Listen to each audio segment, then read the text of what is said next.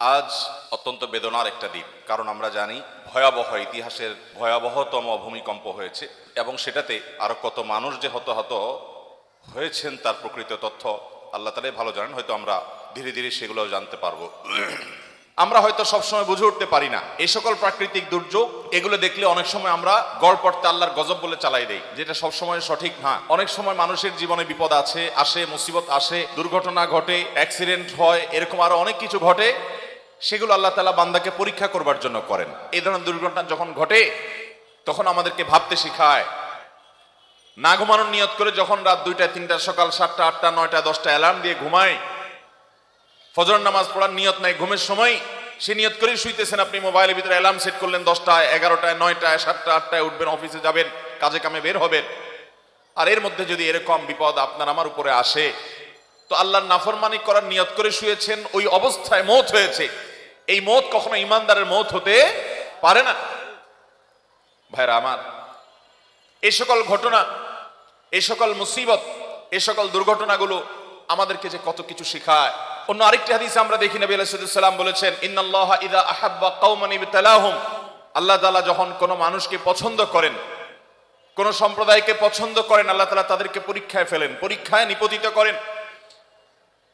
আমান্না বলল, আল্লাহর আনুগত্যের কথা বলল, আর আল্লাহ তাআলা সেটাকে গ্রহণ করে নিলেন। এটা সব সময় হয় না, বরং আল্লাহ তাআলা অনেক সময় হ্যামার করেন, প্রেসার দেন, এবং আল্লাহ তাআলা সবকিছুই জানেন, আল্লাহর পরীক্ষা করার কিছু নেই। তারপর আল্লাহ তাআলা আমাদের কাছে প্রমাণিত করেন যে এই বান্দা আল্লাহ তাআলার খাঁটি বান্দা। তিনি আমান্না মুখে বলেন নাই, কলব থেকে বলেছেন, অন্তর থেকে বলেছেন। এই জন্য বিভিন্ন বিপদ আপদ, বিভিন্ন মুসিবত দিয়ে আল্লাহ তাআলা অনেক সময় মানুষকে পরীক্ষা করেন।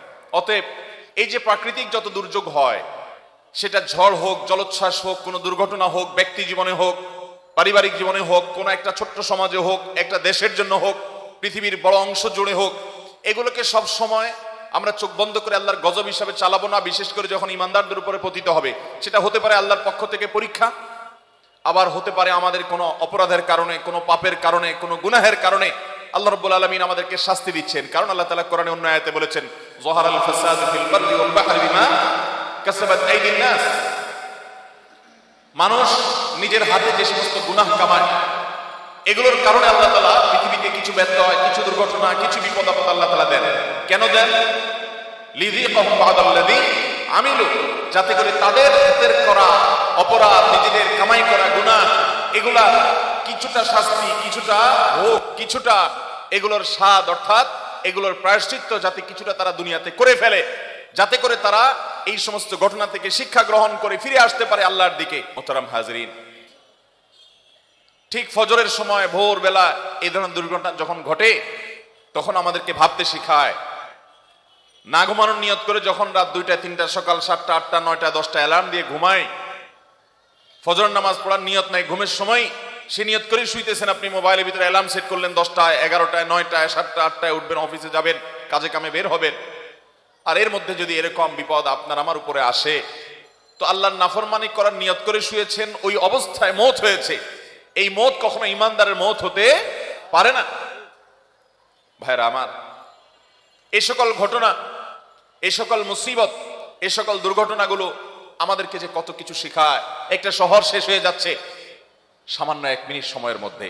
আল্লাহ রাব্বুল আলামিন কিয়ামত যে কায়েম করবেন, সূরা জিলজালের মধ্যে যে আল্লাহ বলেছেন, ইযা জুলজিলাতিল আরদু জিলজালাহা, এই ঘটনা আমাদেরকে সে আয়াতের দিকে নিয়ে যায় যে আয়াতে আল্লাহ বলেছেন, যখন এই গোটা ধরা পৃষ্ঠ, এই গোটা পৃথিবীকে প্রকম্পিত করা হবে এবং ফেটে চৌচির হবে, মধ্য থেকে সব মানুষ জীবন্ত হয়ে আবার হাসরের ময়দানে একত্রিত হবে। কিভাবে গোটা পৃথিবীর এই সংসার ভেঙে শেষ হয়ে যাবে, ইস্পাত সভ্যতা এবং ইট বালুর এই দালান, এই সভ্যতা, এটা কিভাবে চুরমার হয়ে মাটির সাথে মিশে যাবে, আজকের কিছুটা অনুমান করা যায় কি যায় না? আল্লাহ রাব্বুল আলামিন আমাদেরকে শিক্ষা অর্জন করার তৌফিক দান করুন। মোহতারাম হাজরিন, আমাদের যে কাউকে এরকম বিপদের মুখোমুখি যে কোনো মুহূর্তে হতে পারে। অতএব ঈমানদার সব সময় প্রস্তুত থাকবে যে আল্লাহ রাব্বুল আলামিন আমাকে যদি কখনো যে কোনো মুহূর্তে নিয়ে যান, যে কোনো মুহূর্তে নিতে পারেন, আমি যেন ঈমানদার অবস্থায়, আমি যেন তওবাকারী অবস্থায়, আমি যেন মুত্তাকি অবস্থায় যেতে পারি। আল্লাহ আমাদের সবাইকে সেই তৌফিক দান করুন। ভাইরা আমার, এই ধরনের ঘটনা প্রায় ঘটে পৃথিবীতে, বড় বড় দুর্ঘটনাগুলো। কিন্তু আমরা কিছুদিন সেগুলো নিয়ে আলোচনা করি, আবার আমরা যে সে আগের জায়গায় ফিরে চলে যাই। অথচ এগুলো থেকে আমাদের শিক্ষা গ্রহণ করার কথা, বিশেষ করে ভূমিকম্প নিয়ে এবং এই জাতীয় আরো অনেক প্রাকৃতিক বড় বড় ঘটনাগুলো ঘটে, যেগুলোকে আমাদের আজকের প্রজন্ম, আজকের দুনিয়া ওইটাকে রীতিমতো এনজয় করার চেষ্টা করে। ফেরাউন আল্লাহ তাআলা তার ভিতরে কিছু অলৌকিকত্ব দিয়েছিল, কিছু পাওয়ার দিয়েছিল, সেও মনে করেছিল যে আমাকে আর ঠেকায় কে। ঈমান আনে নাই আল্লাহর নবীর প্রতি, ঈমান আনে নাই আল্লাহর দাওয়াতকে, আল্লাহর নবীর দাওয়াতকে গ্রহণ করে নাই। আল্লাহ রাব্বুল আলামিন তাকে ধ্বংস করেছেন, ধ্বংস করে তার লাশ আল্লাহ তাআলা রেখে দিয়েছেন এবং কোরআনে আল্লাহ তাআলা আয়াত নাযিল করেছেন, কাযালিকা নুনাজ্জিকা বিবাদানিকা লিতাকুনা লিমান খালফাকা আয়া। ও ফেরাউন, তোমার পরে পৃথিবীতে যারা আসবে তারা যেন তোমার লাশ দেখে শিক্ষা গ্রহণ করে, এই জন্য তোমার লাশকে আমি হেফাজত করবো, আল্লাহ কোরআনে ওয়াদা করেছে। এটা পচতে দেওয়া হবে না, যেভাবেই হোক মানুষ এটাকে সংরক্ষণ করতে পারবে, এটা রেখে দেওয়া হবে মানুষের শিক্ষা গ্রহণের জন্য। কিন্তু মানুষ খুব কমই শিক্ষা গ্রহণ করে। নবী করিম সাল্লাল্লাহু আলাইহি সাল্লামের হাদিস থেকে আমরা জানি, কিয়ামত যত নিকটবর্তী হবে ভূমিকম্পের পরিমাণ তত বাড়বে, ক্ষয়ক্ষতির পরিমাণ তত বাড়বে, মানুষ যত দালান কোঠার সভ্যতাকে বড় করবে, কিয়ামত যত নিকটবর্তী হবে, এগুলো সবগুলো কিয়ামতের আলামতের মধ্যে থেকে একটি। এই ভূমিকম্পের পরিমাণ যত বাড়তে থাকবে, কিয়ামত যত কাছাবে, ঘন ঘন ভূমিকম্প সারা পৃথিবীতে হবে। এর ভিতরে বড় আলামত সমূহের মধ্যে থেকে একেবারে কিয়ামতের কাছাকাছি সময় গিয়ে যে ভূমিকম্পগুলো হবে, সেগুলো একটা হবে পূর্বে, একটা হবে পশ্চিমে ভূমিধসের ঘটনা ঘটবে, একটা হবে মধ্যে। এরকম বড় বড় ভূমিকম্প হবে, ভূমিধসের ঘটনা ঘটবে, যে গোটা পৃথিবীর সকল সিস্টেমকে প্রায় ধ্বংস করে শেষ করে দিবে এবং জানান দিবে যে পৃথিবীর আয়ু শেষ হয়ে এসেছে। আমরা আজ যে ভূমিকম্প করে মনে করছি না, এটার সাথে ধর্মের কোনো সম্পর্ক নেই, এটা নিছক বৈজ্ঞানিক বিভিন্ন সূত্রের আলোকে আমরা বলি যে এই কারণে হয়েছে, সেই কারণে হয়েছে, সেগুলো অবশ্যই সত্য হতে পারে, সেগুলোর সাথে কোনো সাংঘর্ষিকতা নেই। যেমন কেন ভূমিকম্প হয়, ভূমিকম্প কেন হয়, আজ থেকে শত শত বছর আগে ইমাম ইবনুল কাইয়িম রাহমাতুল্লাহি আলাইহি ভূমিকম্পের উপরে অনেক গবেষণা তার আছে। সেই গবেষণাগুলো পড়লে আমরা অবাক হয়ে যাব যে এত বছর আগে ইসলামের ইতিহাসের একজন বড় ইমাম, অনেক উঁচু মাপের একজন গবেষক, কিভাবে তিনি গবেষণা করে এই সমস্ত কারণগুলো আবিষ্কার করেছেন। আমি নিজে ইবনুল কাইয়িম রাহমাতুল্লাহি আলাইহি এর এই সম্পর্কে গবেষণা পড়ে সমসাময়িক বিজ্ঞানীরা আজকের যে সায়েন্স এবং বিজ্ঞান ভূমিকম্পের যে কারণ দর্শায়, এটার কারণ যেগুলোকে ব্যাখ্যা করে, উল্লেখ করে, সেগুলোর সাথে মিলালে দেখি অবিকল মিলে যায়। অবাক করা বিষয়, সে তখন তিনি গবেষণা করে গেছেন। এরকম বাহ্যিক কারণ থাকতেই পারে। পৃথিবীর ভূপৃষ্ঠের নিচের গ্যাস যখন কমে যায়, সেটা ভূমি ফাটলের মাধ্যমে হোক, আগ্নেয়গিরির মাধ্যমে হোক, প্রস্তর পরে যখন নানান কারণে পৃথিবীর এই নিচে দেশে তলদেশে ফাঁকার সৃষ্টি হয়, সেটার কারণে জমিন দেবে যায়, ভূমিকম্প হয়। এরকম নানান বিষয় বৈজ্ঞানিক গবেষণা উঠে এসেছে। এগুলোর সাথে কোন দেশে কোনো ইসলামের দৃষ্টি হলো, কোরআন এবং হাদিসের দৃষ্টি হলো আরো পেছনে। যেই কারণেই হোক না কেন, ওই কারণের পরের কারণ, তারও পরের কারণ, তারও পরের কারণ, সেগুলো বিজ্ঞান আর বলতে পারবে না, একজন ইমানদার বলতে পারবে আল্লাহর হুকুম হয়েছে, সৃষ্টি জগতের মালিকের ফয়সালা হয়েছে, তাই হয়েছে। অতএব আমরা অনেক কারণ বলতে পারবো। এখন যদি বলা হয় যে গ্যাস কেন বের হয়ে আসলো ফাটল দিয়ে, আগ্নেয়গিরি দিয়ে, এটার বিকল্প কেন থাকলো না?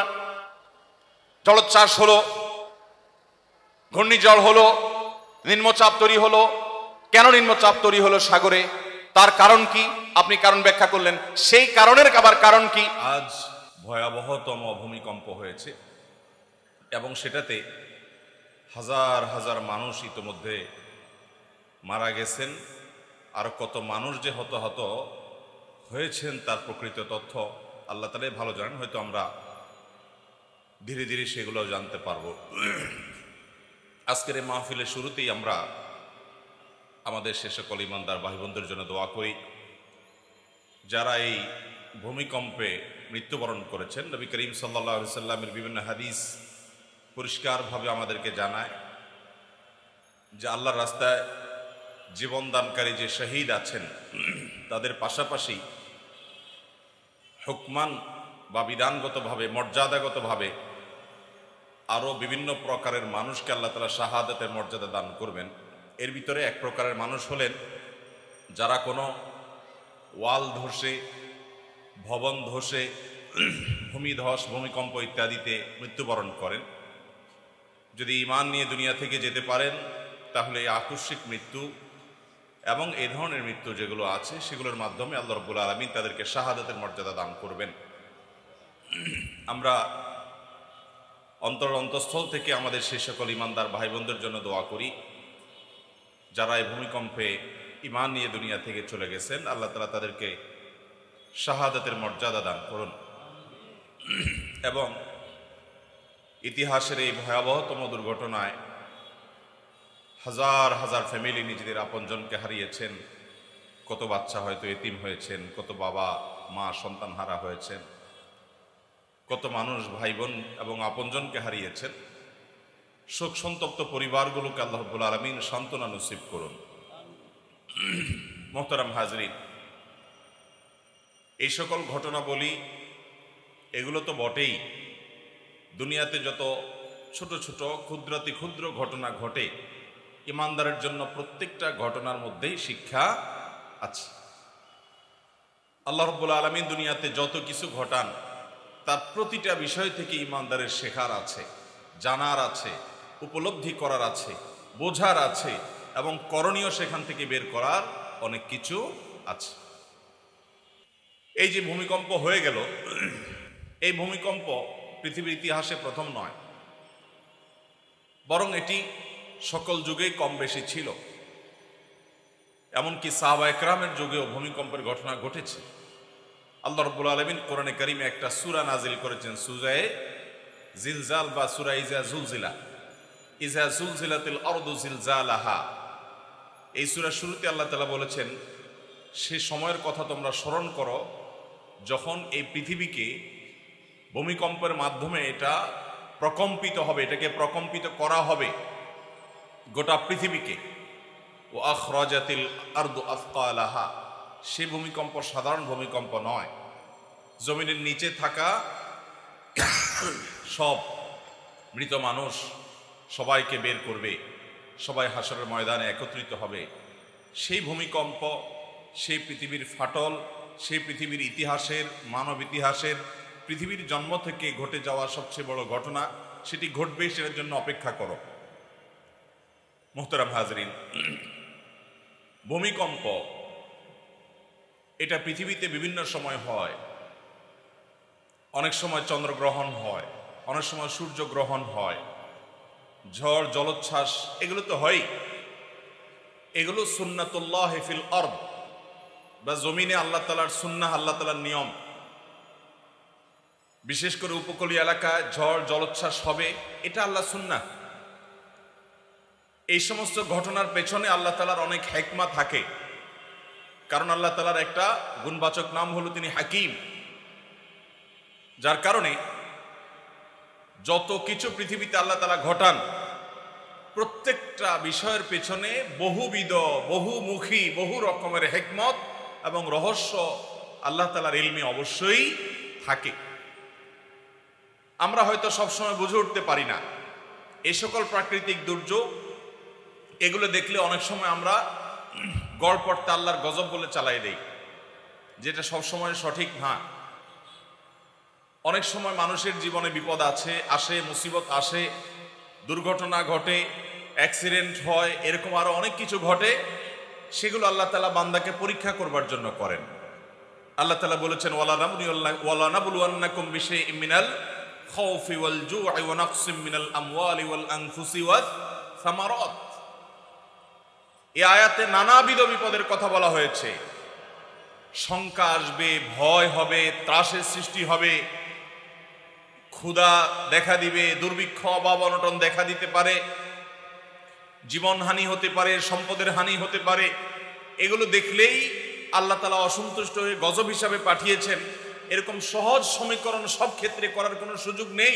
এই আয়াত বলছে আল্লাহ রাব্বুল আলামিন অনেক সময় বান্দাকে পরীক্ষা করবার জন্য এই সমস্ত বিপদ আপদ দেন। শুধু তাই নয়, নবী করিম সাল্লাল্লাহু আলাইহি সাল্লামের হাদিসের দিকে তাকালে আমরা দেখি তিনি বলেছেন, আসাদ্দুন নাসি বালাআন আল আম্বিয়া সুম্মাল আমসাল ফাল আমসাল।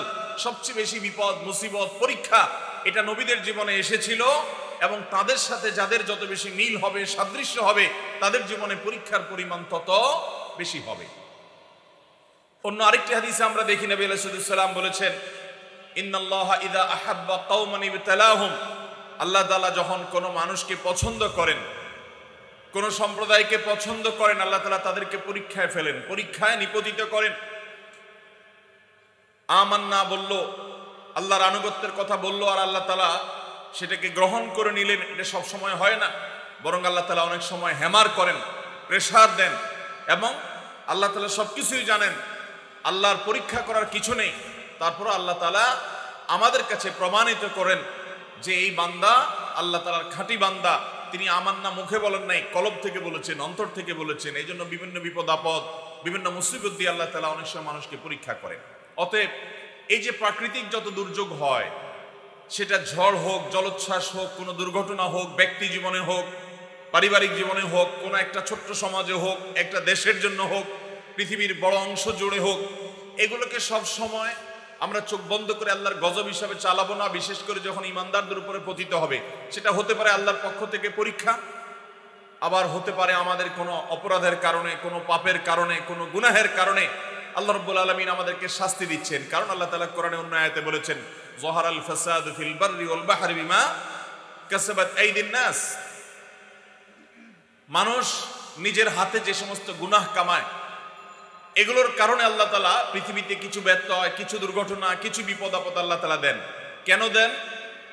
লিযিকাহুম বা'দাল্লাযী আমিলু, যাতে করে তাদের হাতের করা অপরাধ, নিজেদের কামাই করা গুনাহ, এগুলার কিছুটা শাস্তি, কিছুটা ভোগ, কিছুটা এগুলোর স্বাদ, অর্থাৎ এগুলোর প্রায়শ্চিত্ত যাতে কিছুটা তারা দুনিয়াতে করে ফেলে, যাতে করে তারা এই সমস্ত ঘটনা থেকে শিক্ষা গ্রহণ করে ফিরে আসতে পারে আল্লাহর দিকে। আজকে তুরস্কে যে ঘটনা ঘটেছে, আজকে সিরিয়াতে যে ঘটনা ঘটেছে, ঢাকায় যদি এই ঘটনা ঘটতো